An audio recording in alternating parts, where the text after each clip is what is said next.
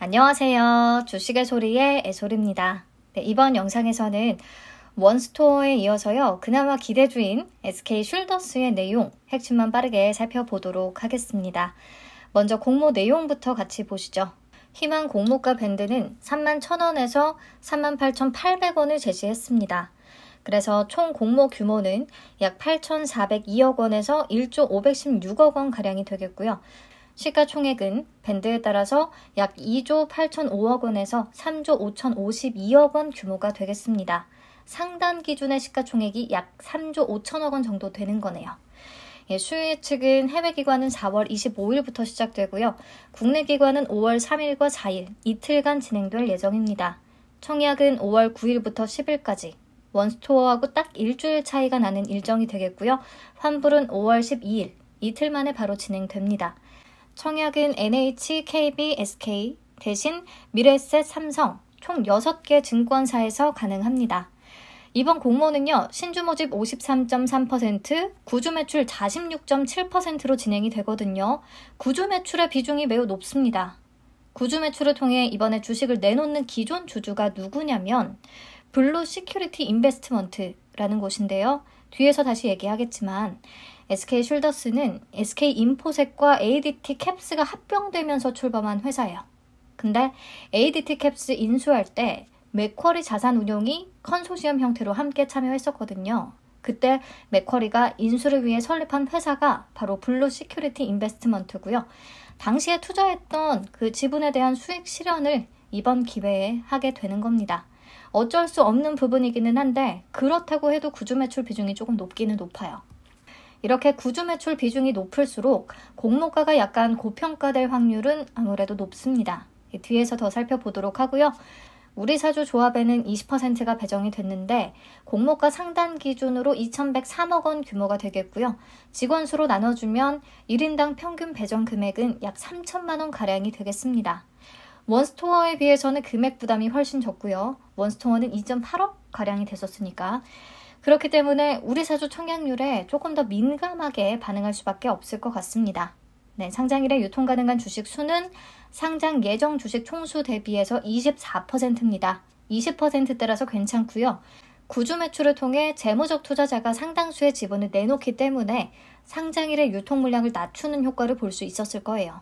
이렇게 상장일 오버행 이슈를 막았다는 측면에서는 그나마 다행이다 싶기는 하네요.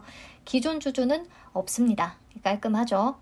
우선 공모 관련 개요는 간단히 살펴봤고요. SK슐더스가 어떤 기업인지, 어떤 부분에 포인트를 두고 살펴봐야 하는지 같이 한번 짚어볼게요. SK슐더스는 간단히 말하자면 보안업체입니다. SK인포셋과 ADT 캡스가 통합해서 출범한 회사라고 앞에서 얘기했었죠. SK인포셋은 국내 1위의 정보보안 사업자고요.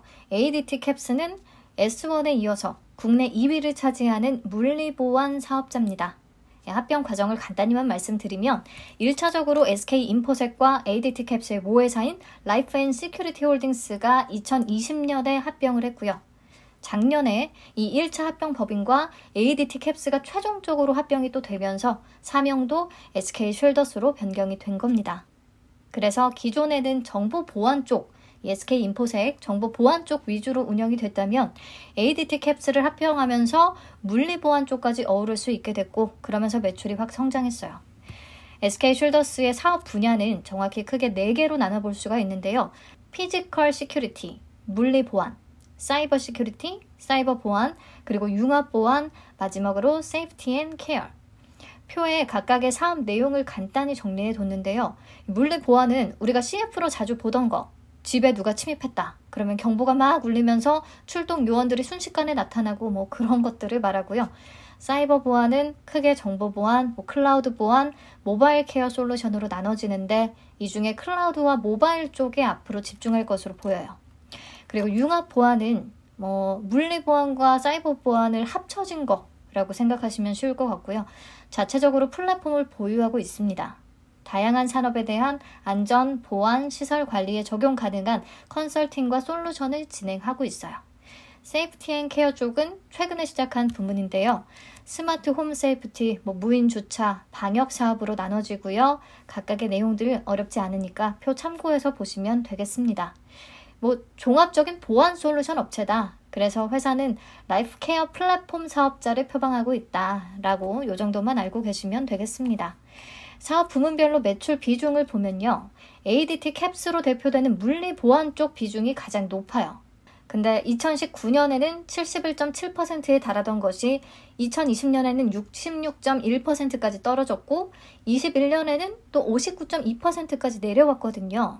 이 물리 보안에 대한 의존도는 해마다 낮아지고 있습니다. 반면에 융합 보안이나 세이프티 앤 케어 쪽의 매출 비중이 늘어나고 있죠. 특히 융합 보안 사업은요. 반도체, 배터리 사업 분야에도 진출을 하면서 2020년 대비 21년에 2배의 매출 성장을 이뤄냈고요. 이 부분을 SK 숄더스가 가장 강조하고 있습니다. 융합 보안은 쉽게 말해서 물리 보안과 사이버 보안이 융합돼서 시너지를 내는 사업이라고 볼 수가 있는데 SK 숄더스가 국내에서 유일한 융합 보안 사업자이거든요. 이 부분을 강조하더라고요.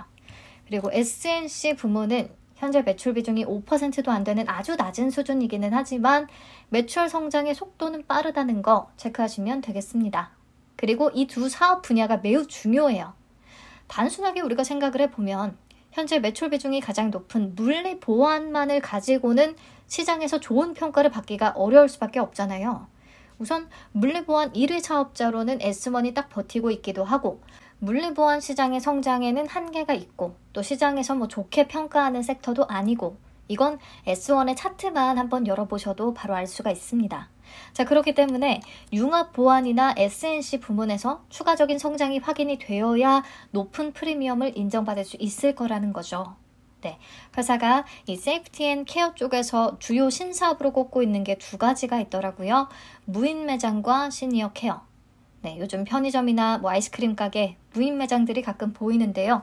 이런 곳들을 타겟으로 해서 무인화 솔루션을 통합적으로 제공하고 있고요. 이 제공 범위를 더 확대할 계획이라고 합니다. 그리고 시니어 케어, 고령층의 인구가 많아짐에 따라 이들의 생명과 보안을 위한 종합적인 케어 솔루션을 구축하고 있습니다. 자, 여기까지 간단히 정리하면요.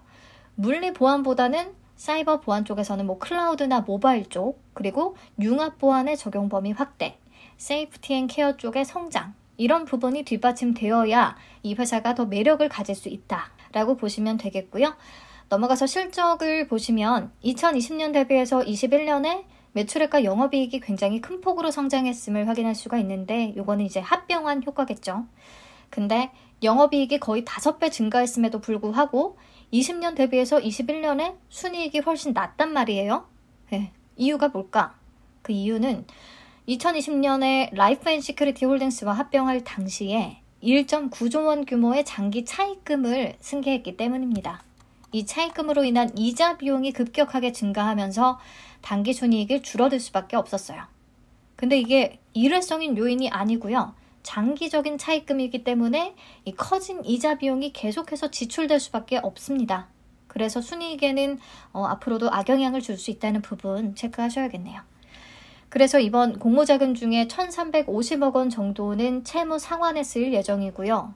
그렇다면 이자 비용을 조금은 줄일 수 있을 것으로 예상이 되고 나머지는 주로 타법인 증권의 취득 자금으로 쓰일 것 같아요. 타법인을 인수할 때 그 자금으로 쓰인다는 거죠. 클라우드 보안이나 세이프티 앤 케어 쪽, 이쪽으로 유망한 기업이 있으면 인수할 계획이 있는 것 같고요. 그 밖에 ICT 기술 관련해서 R&D 투자에 사용할 계획입니다. 자, 그럼 넘어가서 공모가 산정 내역 같이 살펴보겠습니다. 가치평가 방식으로는 EV EBITDA를 썼어요. EV EBITDA는 기업 가치가 순수한 영업활동을 통해 벌어들인 이익의 몇 배인가를 나타내는 지표입니다.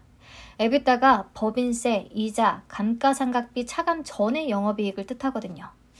그럼 왜 EV EBITDA를 활용했냐면 회사의 CMD, 물리보안이나 스마트홈 세이프티, 그리고 무인 주차 사업 모두 초기 장비 투자 비용이 많이 수반된다는 특징이 있는데 그렇게 되면 설비 자산에 대한 감가상각비의 비중이 커지기 때문에 실제로 현금 유출이 없는데도 불구하고 순이익은 크게 감소하는 현상이 나타날 수 있다. 그렇기 때문에 단기 순이익이 아닌 EBITDA를 기준으로 기업 가치를 선정해야 한다. 라고 투자 설명서에 기재가 되어 있습니다. 어느 정도 납득은 가는 것 같아요. 자, 그리고 비교 기업을 선정할 때는 이런 조건에 따라 선별을 했는데요. 특이하게 사업 분야별로 각기 다른 기업들을 선정했어요. 물리 보안 쪽에서는 S1과 ADT, 여기서 ADT는 ADT 캡스가 아니라 미국의 최대 보안 업체를 말합니다. 네, 그리고 사이버 보안 쪽에서는 안랩과 퀄리스를 선정했고요. 융합 보안, 세이프티 앤 케어 쪽에서는 알람닷컴을 선정했습니다. 이렇게 국내외 기업들을 모두 포함시켰어요. 그리고 비교 기업들의 재무 상태를 한번 체크해 봤는데요.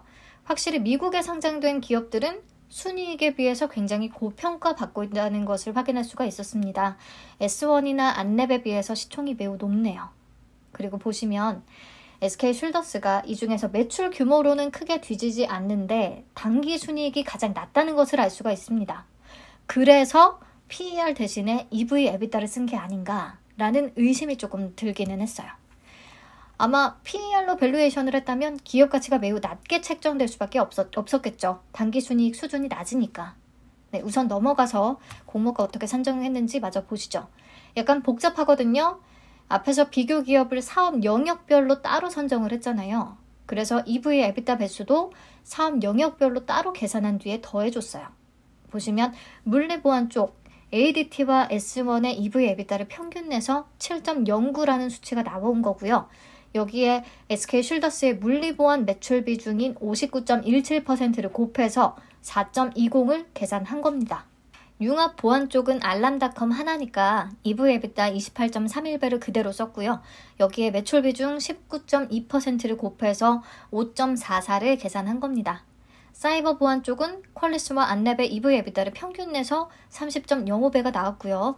여기에 SK슐더스의 사이버 보안 매출 비중인 21.62%를 곱해서 6.50을 계산했습니다. 이걸 다 더해서 최종적으로 적용된 EV EBITDA 배수는 16.13배가 된 거예요.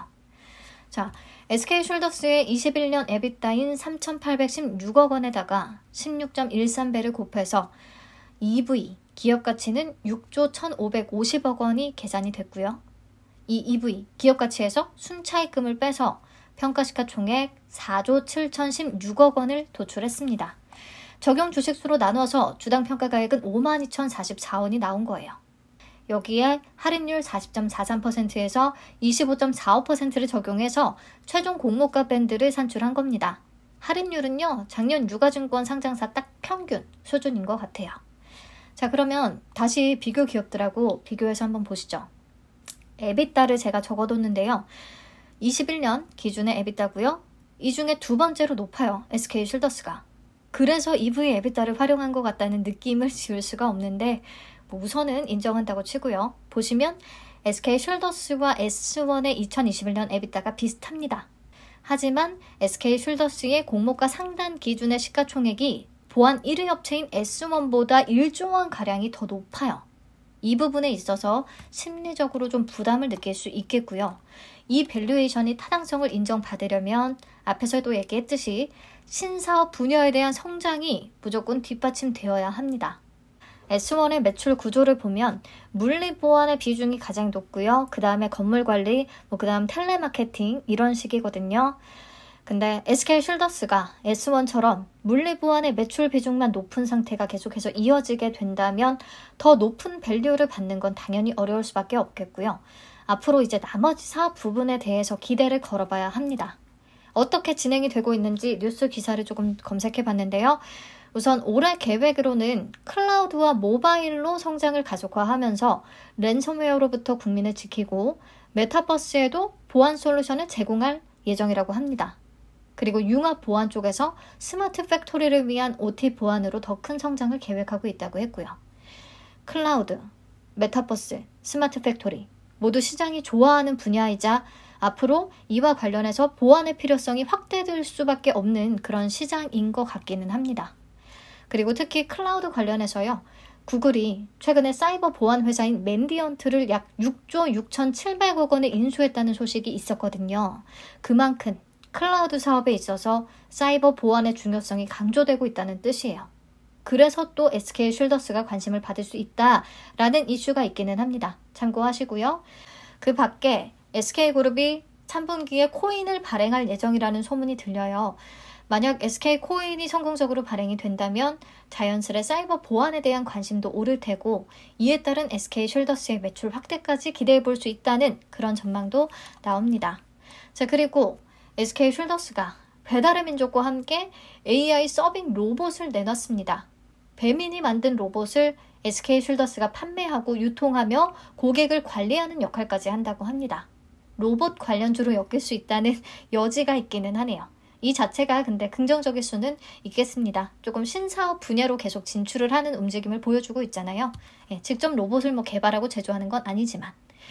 여기까지 해서 오늘 얘기했던 내용을 쫙 정리해 봤고요. 종합적인 제 의견을 살짝 얘기하자면 사실 구주 매출 비중이 거의 50%에 가깝고 재무적 투자자의 구주 매출이기 때문에 공모가를 약간 의도적으로 높게 잡았을 가능성이 있다고 봅니다. 언론에서는 증권사에서 기존에 평가했던 4, 5조 원 대비해서는 보수적으로 책정이 됐다라고 하지만 앞에서 보셨다시피 현재의 매출 구조와 그리고 단기 순이익 수준에 비교하면 여전히 이 공모가는 고평가라고 생각을 합니다. 공모가를 높이기 위해서 EV 에비타를 활용하지 않았나라는 생각도 들고요. 하지만 S1과는 달리 융합 보안이나 세이프티 앤 케어 쪽의 성장세가 빠르다는 거, 또 클라우드, 메타버스 등등 다른 분야에서의 성장 기대감이 존재한다는 거, 이런 부분이 SK쉴더스의 좀 높은 프리미엄을 정당화시켜줄 수 있을 것인지 그게 좀 관건이 되는 것 같아요. 그러니까 얘도 마찬가지로 확실히 좋다, 구미가 완전히 당긴다 이런 느낌은 아닌데요. 그래도 그나마 성장 가능성의 점수를 좀 줄 수 있겠고요. 수요 예측 결과를 통해서 기관의 평가도 살펴봐야겠습니다. 마지막으로 배정 물량과 청약 한도 보고 마치겠습니다. NH에 배정된 수량이 압도적으로 많습니다. 현재로서는 NH가 그래서 가장 유리해 보이는데 또 앞으로 많이들 계좌를 만드신다면 또 모르죠. NH, KB, SK 정도를 준비해 보는 게 좋겠습니다. 그리고 청약 한도와 청약 수수료, 계좌 개설 데드라인 살펴보시고요. NH투자증권이 아무래도 원스토어와 SK쉴더스의 청약을 앞두고 청약 수수료를 신설한 것 같더라고요. 온라인 청약 시에는 무료였는데 2,000원이 생겼습니다. 청약 한도는 제가 100% 기준으로 적어뒀는데요. 미래에셋은 온라인 청약하면 다 200%까지 가능하기 때문에 200% 기준으로 작성했어요. 한도는 보시면 NH나 KB, SK 넉넉한 편이니까 한도를 걱정할 필요는 없겠고요. 모쪼록 수요 예측 결과가 좀 잘 나와줬으면 좋겠습니다. 우리도 돈을 벌고 봐야 되니까요. 이번 영상에서는 우선 내용 여기까지 보고요. 증권신고서에 정정되는 내용이 있거나 추가적으로 살펴봐야 하는 부분이 있다면 업데이트하도록 하겠습니다. 시청해주셔서 감사합니다. 봄 기운 제대로 만끽하는 한 주 되세요.